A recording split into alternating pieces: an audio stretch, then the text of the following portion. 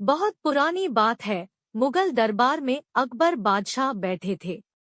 तभी एक किसान दरबार में आया और न्याय मांगने लगा। किसान चीख चीख कर कह रहा था कि मुझे इंसाफ चाहिए। जिस पर बादशाह अकबर ने पूछा, हुआ क्या है? किसान ने बताया कि बादशाह, मैं एक गरीब किसान हूँ। कुछ वक्त पहले मेरी बीवी की मौत हो गई और अब मैं अकेला हूँ। मेरे मन कहीं नहीं लगता है। बीपी की याद आती रहती है। किसान ने आगे कहा कि परेशान होकर मैं काजी साहब से मदद मांगने पहुंचा तो उन्होंने मुझे मन की शांति के लिए दरगाह में जाने को कहा। मैं दरगाह जाने को तैयार था, लेकिन फिर मुझे पूरी जिंदगी की कमाई, मेरे सोने की सिक्कों की चिंता होने लगी। अगर सिक्के चोरी हो गए तो मैं क्या करूंगा? मैंने ये बात काजी को बताई और वो तुरंत सिक्कों की सुरक्षा को तैयार हो गए। बोले कि तुम्हारे सिक्के मेरे पास सुरक्षित हैं, तुम दरगाह जाओ और इबादत करो। जब वापस लौटोगे तो सिक्के वापस ले जाना। मैंने काजी साहब की बात मानी और उनकी बताई थैली में सिक्के की थैली डाल दी। काजी के कहने पर मैंने थैली पर मुहर भी लगा दी, लेकिन किसान के रुकने पर बादशाह ने पूरी बात बताने को कहा। किसान ने कहा कि जब मैं वापस लौटा तो काजी साहब ने थैली वापस तो दी, लेकिन उसमें सोने के सिक्के की जगह पत्थर थे। जब मैंने पूछा तो काजी साहब ने मुझे मार मार कर वहां से भगा दिया। किसान की बात सुनकर बादशाह अकबर ने बीरबल से मामला सुलझाने को कहा। बीरबल ने किसान के हाथों से थैली ली और फिर उसके अंदर देखकर 2 दिन का समय मांगा। बहुत पुरानी बात है। मुगल दरबार में अकबर बादशाह बैठे थे। तभी एक किसान दरबार में आया और न्याय मांगने लगा। किसान चीख चीख कर कह रहा था कि मुझे इंसाफ चाहिए। जिस पर बादशाह अकबर ने पूछा, हुआ क्या है? किसान ने बताया कि बादशाह, मैं एक गरीब किसान हूँ। कुछ वक्त पहले मेरी बीवी की मौत हो गई और अब मैं अकेला हूँ। मेरे मन कहीं नहीं लगता है। बीपी की याद आती रहती है। किसान ने आगे कहा कि परेशान होकर मैं काजी साहब से मदद मांगने पहुंचा तो उन्होंने मुझे मन की शांति के लिए दरगाह में जाने को कहा। मैं दरगाह जाने को तैयार था, लेकिन फिर मुझे पूरी जिंदगी की कमाई, मेरे सोने की सिक्कों की चिंता होने लगी। अगर सिक्के चोरी हो गए तो मैं क्या करूंगा? मैंने ये बात काजी को बताई और वो तुरंत सिक्कों की सुरक्षा को तैयार हो गए। बोले कि तुम्हारे सिक्के मेरे पास सुरक्षित हैं, तुम दरगाह जाओ और इबादत करो। जब वापस लौटोगे तो सिक्के वापस ले जाना। मैंने काजी साहब की बात मानी और उनकी बताई थैली में सिक्के की थैली डाल दी। काजी के कहने पर मैंने थैली पर मुहर भी लगा दी, लेकिन किसान के रुकने पर बादशाह ने पूरी बात बताने को कहा। किसान ने कहा कि जब मैं वापस लौटा तो काजी साहब ने थैली वापस तो दी, लेकिन उसमें सोने के सिक्के की जगह पत्थर थे। जब मैंने पूछा तो काजी साहब ने मुझे मार मार कर वहां से भगा दिया। किसान की बात सुनकर बादशाह अकबर ने बीरबल से मामला सुलझाने को कहा। बीरबल ने किसान के हाथों से थैली ली और फिर उसके अंदर देखकर 2 दिन का समय मांगा। बीरबल ने एक फटा कुर्ता लिया और अपने सेवक से अच्छे से रफू करवा कर लाने को कहा। सेवक जब कुर्ता रफू करा कर लाया तो वो ऐसा लग रहा था मानो कि कुर्ता कभी फटा ही ना हो। बीरबल ने रफू करने वाले दर्जी को बुलाया और उससे कुछ बात कर उसे भेज दिया। अगले दिन बीरबल दरबार पहुंचा। दरबार में पीड़ित किसान हाजी साहब को भी बुलाया गया था। बीरबल ने उस दर्जी को भी बुला लिया, लेकिन दर्जी का नाम सुनते ही हाजी साहब के पसीने छूटने लगे। बीरबल ने हाजी साहब से पूछा कि क्या कुछ सिलने को दिया था इस दर्जी को? हाजी साहब कुछ नहीं बोले, लेकिन दर्जी ने कहा कि हाँ, कुछ महीने पहले एक सिक्के वाली थैली मुझे सिलने को दी थी। दर्जी की बात सुनकर हाजी साहब जोर जोर से चिल्लाने लगे, मुझे माफ कर दो, मैं लालची हो गया था। बीरबल ने मामला सुलझा लिया था। बादशाह ने हाजी साहब को 1 साल की सजा दी और किसान को उसकी सोने के सिक्के वापस मिल गए। बीरबल को छोड़कर अकबर बादशाह के साथ सभी दरबारी गुरुदेव के दर्शन करने के लिए गए। अकबर बादशाह ने गुरुदेव के सामने जाकर सादर मस्तक झुकाया, फिर बैठकर उनसे पूछा, गुरुजी, अपना निवास स्थान तथा शुभ नाम इस दास को भी बताने की कृपा करें। गुरुदेव भी किसी ऐसे वैसे के चेले नहीं थे। अकबर बादशाह की बातें सुनी अनसुनी करके वह अपने ध्यान में ही रहे। अकबर बादशाह फिर बोले, भगवन, मैं सारे हिंदुस्तान का बादशाह हूँ और आपकी प्रत्येक इच्छा पूर्ण करने में समर्थ हूँ।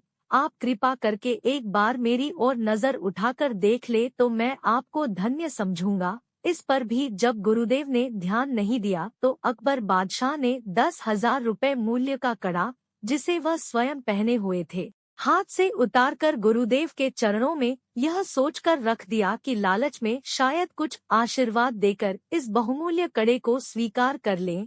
परंतु जब कुछ नतीजा न निकला तो निराश होकर अकबर बादशाह वहां से उठ खड़े हुए और बोले, जो आदमी अतिथि के साथ ऐसा व्यवहार करे उस कठोर हृदय से बातें करना भी मूर्खता है। अकबर बादशाह को क्या पता था कि ऐसे मूर्ख से सामना होगा। उन्होंने वह कड़ा बीरबल के यहाँ भिजवा दिया, क्योंकि दान की वस्तु बादशाह के महल में कैसे आ सकती थी। अगले दिन गुरुदेव का सारा हाल सुनाकर अकबर बादशाह ने बीरबल से पूछा, मूर्ख मिले तो क्या करना चाहिए। बीरबल बोले, उस समय चुप रहना ही अच्छा है। बीरबल के इस जवाब से अकबर बादशाह की रही सही मर्यादा पर भी पानी पड़ गया। उनका विचार था कि ऐसी बात कहकर वह बीरबल के गुरु को मूर्ख साबित करेंगे, पर उल्टे खुद मूर्ख बने।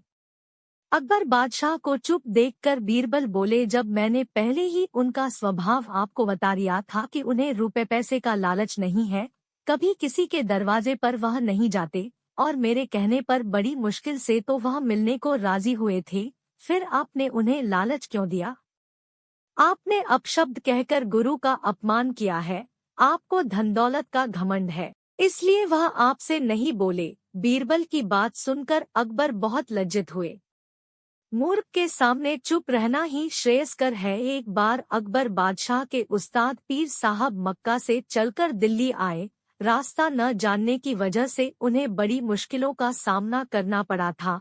अकबर बादशाह ने उनकी बड़ी आवभगत की। कुछ दिन आनंद लेकर पीर साहब मक्का लौट गए।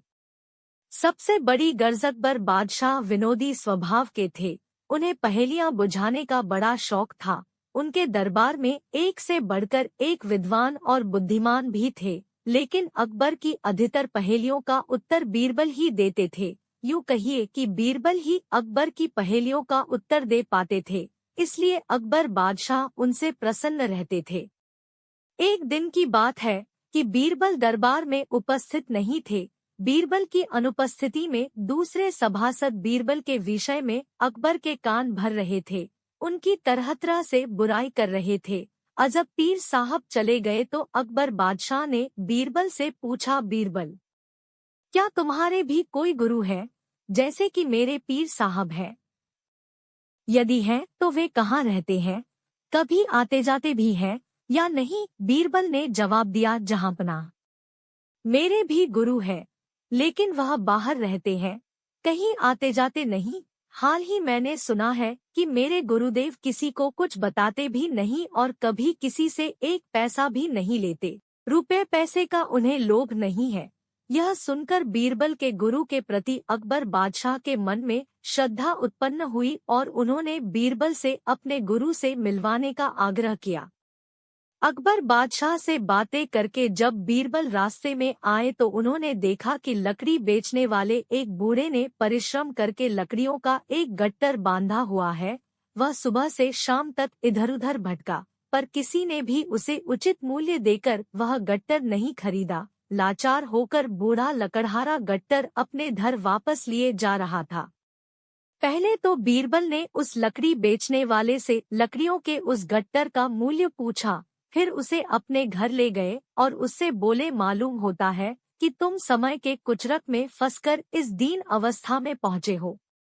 बीरबल ने उसे अच्छे साफ सुथरे वस्त्रों और काली जटा इत्यादि से युक्त ब्राह्मण साधु बना दिया। उसके हाथ में रुद्राक्ष की माला दे दी। फिर एक बड़े मंदिर के पीछे मृगचर्म के आसन पर बैठाकर उससे बोला, तुमसे मिलने बड़े बड़े अमीर उमराव आएंगे, पर उनसे तुम बिल्कुल मत बोलना। तुम्हें कितनी ही बहुमूल्य वस्तुएं वे क्यों न दिखाएं, पर तुम उनकी तरफ आंख भी मत उठाना। तुमसे जो कुछ भी पूछे उसका जवाब मत देना। बस अपने ध्यान में रहना और सिर्फ माला फेरते रहना।